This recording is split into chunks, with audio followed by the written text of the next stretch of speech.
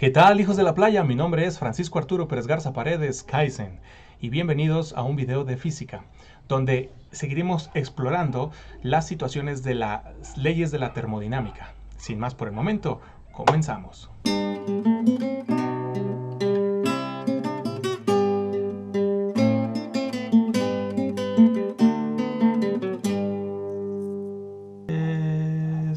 Muy bien, en esta tercera ficha de trabajo, ¿sí?, vamos a platicar acerca de la obtención y el aprovechamiento de la energía. ¿Qué vamos a aprender en esta videoclase o en esta clase que vamos a tener hoy? Es argumentar la importancia de la energía térmica en las actividades humanas y los riesgos en la naturaleza implicados en su obtención y su aprovechamiento. Bien, en esta parte nosotros vamos a ver la importancia de cómo nosotros transformamos la energía térmica, pero además vamos a platicar, ¿sí?, de lo que implica esa actividad humana de transformar energías, como lo hemos estado trabajando. Fíjense aquí, tenemos un pequeño texto que dice así: Maite y Martín visitan una exposición del pintor holandés M.C. Escher. Ellos se asombran al ver que un cuadro de una cascada que parece estar en movimiento perpetuo. En el cuadro, el agua de la cascada sube y vuelve a caer. Martín comenta que el agua de la cascada se podría utilizar para mover una rueda de un molino y así obtener una máquina de movimiento perpetuo. Maite alega que eso no es posible porque en un caso real el agua no subiría sola al punto de partida. Y preguntamos en nuestra primera actividad. Recuerden que la primera actividad siempre es antecedentes o trato de activar sus aprendizajes previos. Así que esta parte debe de ser contestada con lo que ustedes creen. No hay una respuesta correcta, sino es lo que ustedes creen. Y con base en eso, ustedes van a contestar. Así que viene aquí. ¿Quién tiene la razón? ¿Martín o Maite? Pregunto aquí a los presentes. El cuadro tiene una especie como de cascada, así. Y aquí de la nada, esta cascada vuelve a subir el agua para llenar otra vez la parte de aquí y vuelve a caer la cascada. Dice Martín, pues yo pondría aquí un molino para que cuando cayera el agua, golpeara el molino y este molino empezaría a girar. Y Maite le dice, ajá, ay Martín, pero el agua no sube sola. José dice que Martín está en lo correcto. ¿Alguien piensa que Maite está en lo correcto? Yo creo que Muy bien. Entonces ya tenemos Team Maite y Team Martín, ¿verdad? Les voy a decir algo. Los dos están en lo correcto. Martín está en lo correcto como Maite está en lo correcto. Pero al mismo tiempo, Martín está en lo incorrecto, ¿sí? Porque Martín quiere hacer una máquina de movimiento perpetuo. O sea que mágicamente suba el agua y que esté moviendo perpetuamente el molino. Y entonces ahí es en donde entra la verdad de Maite. ¿Sí? Ok. El agua no sube sola. ¿Cómo sube el agua? ¿Alguien sabe cómo sube el agua? Pero de manera natural, sin ninguna máquina. Porque nadie sube el agua. O sea, yo no veo a nadie subiendo el agua de las presas. cuando se evapora y sube las Ok, nubes. muy bien. El ciclo del agua es el que hace que el agua suba. Entonces, sí hay alguien que hace que suba el agua. El agua no sube sola. El sol es el que evapora el agua y es el que hace que suba el agua. Entonces, hay alguien gastando energía para después aprovechar esa energía, ¿sí?, al caer. Entonces, en este apartado o en esta situación, ¿quién tiene razón? Los dos tienen razón y los dos posiblemente estén equivocados porque Maite dice, no, no va a funcionar tu molino, cuando sí va a funcionar. Pero tenemos que meter otros factores que posiblemente no están puestos ahí. Y también tiene razón los dos. ¿Por qué? Porque Maite tiene razón. El agua no va a subir sola. En el cuadro simplemente se ve que está subiendo el agua, que está cayendo y subiendo, cayendo y subiendo, cayendo y subiendo, pero no está explicando cómo está subiendo el agua. Entonces Maite tiene razón, no sube el agua sola. Pero Martín tiene razón, porque sí, el agua puede ser utilizado para hacer que se mueva el molino, pero no es una máquina de movimiento perpetuo. Hay alguien que está utilizando energía y se está transformando de una manera u otra y nosotros la estamos aprovechando al momento de que cae. ¿Sí? Entonces, ahí está la explicación. ¿Se fijaron en esto? Explica el por qué lo anterior y describe un experimento donde consideres el argumento correcto. ¿Sí me doy a entender en dónde está la descripción que da el argumento correcto? Ok, aquí yo tengo un dibujo donde da el argumento correcto. ¿Qué le falta a Martín? A Martín le falta poner el ciclo del agua, porque el agua no va a subir sola, sino necesita que el sol la caliente, la evapore. ¿Para qué? Para que cuando se evapora las partículas tienen menor densidad y al tener menor densidad van a empezar a escalar, a subir hacia la parte de arriba de la atmósfera y cuando llegan a cierto punto se van a condensar y al condensarse estas van a caer en forma de agua, ¿sí? Liberando la energía potencial que ganaron por subir o estar en una altura mayor. Entonces, al caer, podemos nosotros transformar esa caída de la energía, la podemos transformar con la ayuda del molino. De hecho, la parte medular de todo lo que nosotros conocemos, ¿sí? Tiene que ver con giros. Tiene que ver con giros. Y si no, ¿cómo se mueve un carro? Haciendo girar ¿qué? Las llantas. Pero ¿cómo es por dentro? ¿Qué es lo que tiene adentro? Ah, pues tiene un cigüeñal. ¿Y qué hace el cigüeñal? Pues gira. ¿Qué hace una licuadora? Gira. ¿Qué hace una lavadora? Gira. Bueno, la mayoría de las cosas o los inventos o las cuestiones que nosotros estamos teniendo como tecnología deben de girar. Así que con eso ya contestamos la actividad 1. ¿Tienen dudas o preguntas con respecto a la actividad 1? No, profe. ¿Seguros? Se fijaron que yo solamente utilicé los conocimientos que ya hemos manejado, que ya hemos platicado para poder justificar la respuesta de ese lugar. Continuamos con lo siguiente. Vamos a leer esta partecita de aquí. Uno de los sueños imposibles de la humanidad ha sido construir una máquina que funcione sin consumir energía. Una máquina que se ponga a funcionar con cierta inversión de energía y que funcione y que continúe funcionando eternamente sin ninguna energía adicional. Ese es uno de los sueños más imposibles de la humanidad. Necesitamos, las leyes de la termodinámica nos dice que si tú quieres moverte una cantidad de esfuerzo, vas a obtener esa misma cantidad de energía después. Por lo tanto, si tú quieres desplazarte a cierta velocidad, tú tienes que gastar esa cierta cantidad de energía también.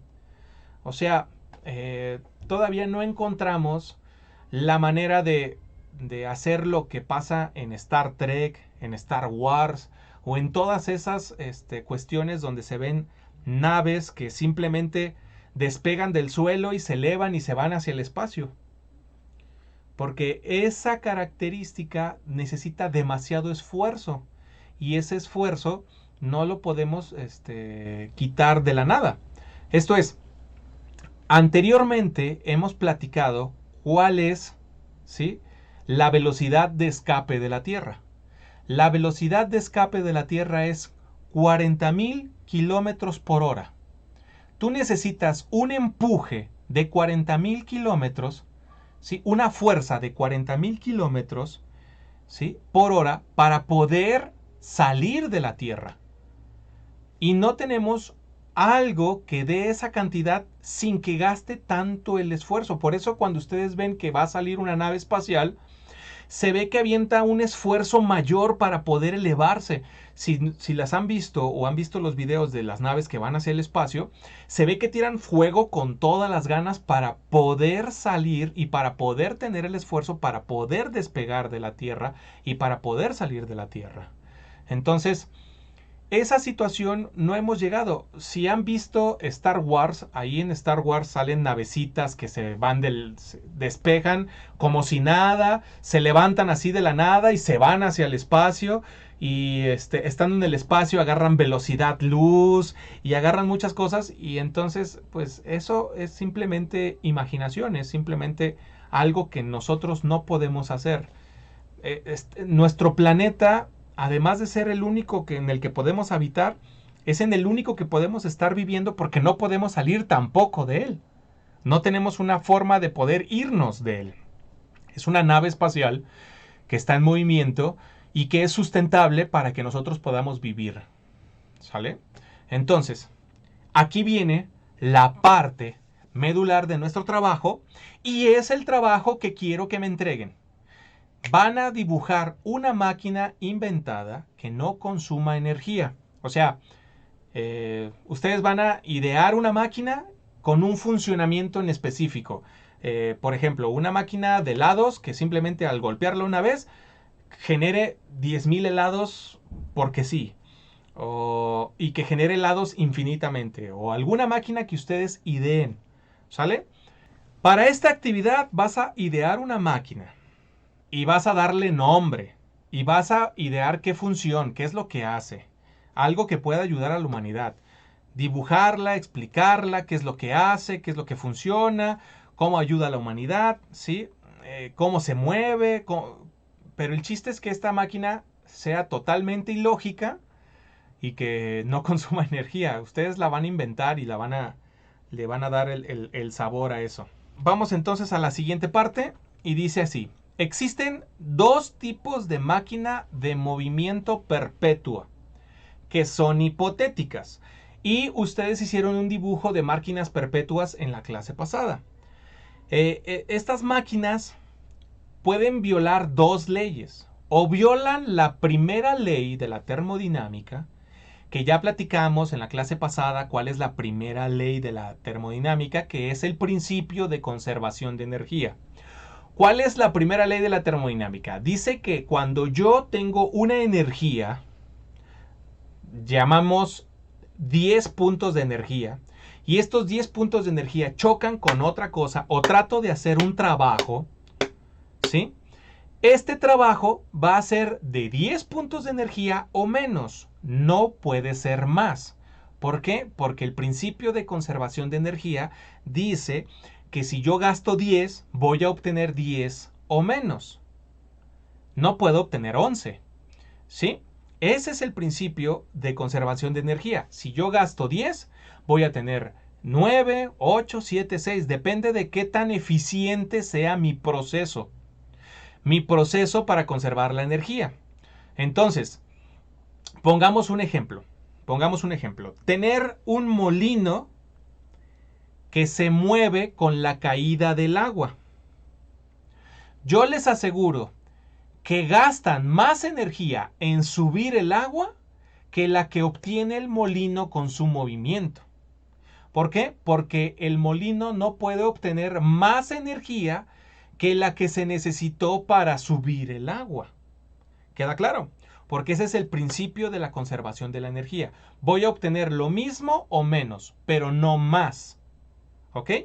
Entonces, las máquinas de movimiento perpetuo puede que violen la primera ley, que empiecen a conseguir más energía que la que se utilizó para activarlas. Entonces, ahí pues necesariamente se tiene que cumplir. No puedo obtener más trabajo por menos energía. Solamente puedo obtener lo mismo o menos. Ahora,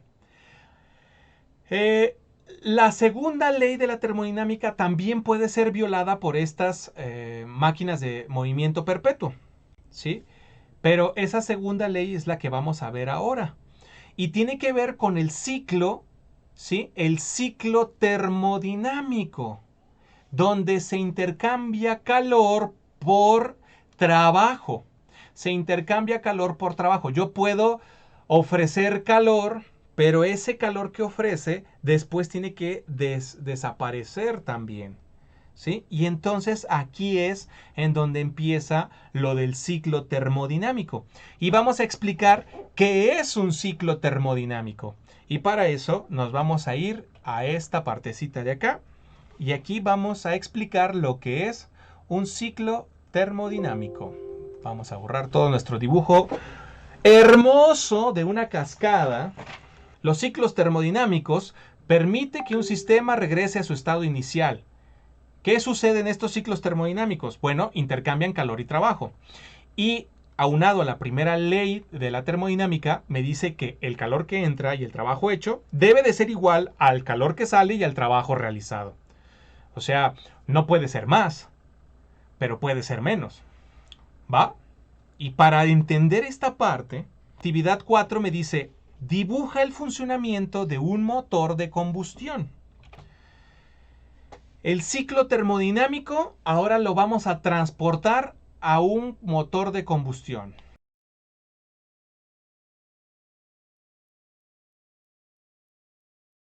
La primera parte del ciclo es que este pistón baja. Entonces, esta partecita va a bajar.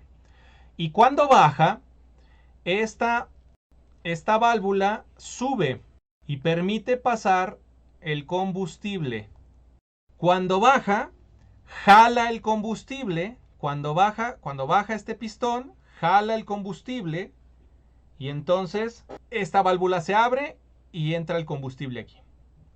Después, esta válvula empieza a subir. Ya se encuentra, ya giró de aquí, ya se movió para acá, ya está subiendo. Aquí está girando hacia acá, ya está subiendo. Y empieza a subir. Esta válvula se cierra. Se cierran las dos válvulas.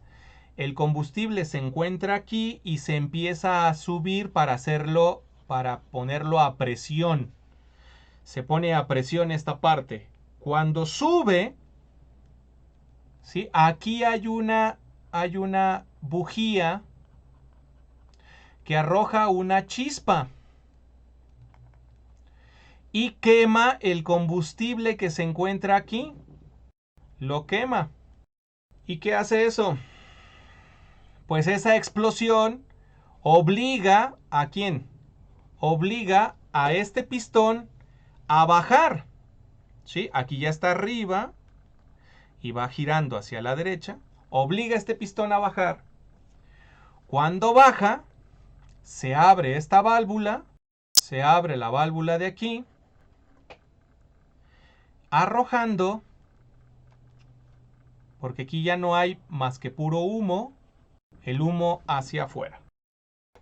¿Y qué va a suceder después? ¿Sí? Va a bajar, va a volver a meter el combustible, va a subir, lo va a presionar, va a suceder la chispa. La chispa va a aventar esta partecita hacia abajo, esto va a volver a bajar y esto va a ser nuestro ciclo. ¿Se fijan el ciclo cómo es? Excelente, entonces vamos a nuestro siguiente trabajo y dice así, actividad 5. Dibuja y explica el funcionamiento de una eolípila, inventada por Herón de Alejandría. Lo que hacía era lo siguiente. Ponía un tubo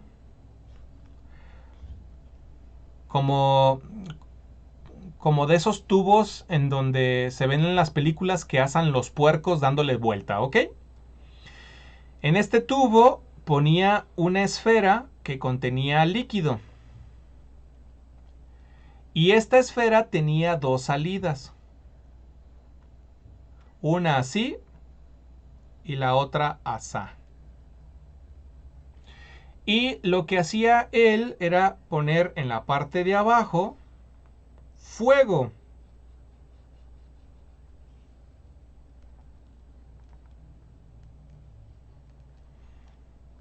Él ponía aquí fuego y trataba de calentar a esta esfera. ¿Ok? Bien. La parte medular de esta esfera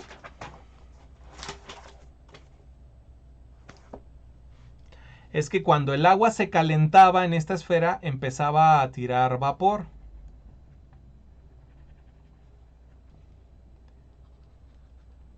Y pues ya saben qué es lo que pasaba, ¿no? Al tirar vapor, ¿qué lograba?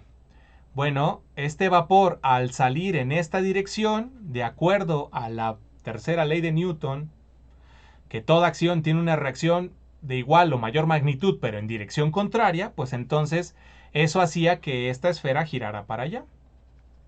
Y al salir este vapor para allá, hacía que esta esfera girara para allá. Formando entonces, ¿qué cosa? Un aparato que diera vueltas. Y eso es el invento de Herón de Alejandría, una eolípita. Eolípila, que utilizaba el aire caliente para impulsarse, y entonces esta esfera se la pasaba girando, dando vueltas. Y ya les dije que una de las cosas más importantes es que algo diera vueltas. Excelente. Vamos entonces a actividad 6. Explica y dibuja alguna máquina de la revolución industrial. Quiero que ustedes se imaginen una máquina de la revolución industrial. Porque hubo más inventos de maquinaria. Pero ¿como qué tipo de maquinaria? ¿Qué hacían esas maquinarias? Como por ejemplo, ¿cuál es la máquina más importante de la revolución industrial? El ferrocarril de vapor. Excelente. El ferrocarril. El ferrocarril es la cosa más importante de la revolución industrial porque en ese tiempo los medios de comunicación o los medios para transportarse pues eran muy pues con caballo y carreta. Y meter una máquina que te llevara sin necesidad de utilizar algún animal vivo que transformara su energía para nosotros poder movernos. Entonces, la máquina más importante de la revolución industrial es el tren de vapor. ¿Y cómo creen que funcionaba? Calentaban el agua con el carbón. Excelente. De hecho, Una máquina El para automóvil. La bombilla de luz. que es el teléfono, la máquina de vapor y la bombilla de luz, cualquiera de esos que platicamos. Pero ¿qué pasó? ¿Qué pasó con el tren? El tren quemábamos cosas para obtener movimiento. El automóvil también quemamos fósiles sólidos para tener movimiento. Para producir energía quemamos. ¿Qué sucede ahora con la revolución industrial? Fíjense aquí, dice, contesta las siguientes preguntas con base en la premisa: la importancia de la aplicación de la energía térmica y los riesgos que ha implicado su aprovechamiento. ¿Cuáles son los riesgos? Quiero que me platiquen ahora ustedes cuáles son los riesgos de utilizar la energía térmica. la contaminación. La contaminación. Muy bien. La contaminación. Estar quemando cosas produce otro tipo de gases y eso genera contaminación. Entonces, ¿en qué forma la termodinámica contribuyó en el desarrollo de las máquinas térmicas? ¿De qué forma?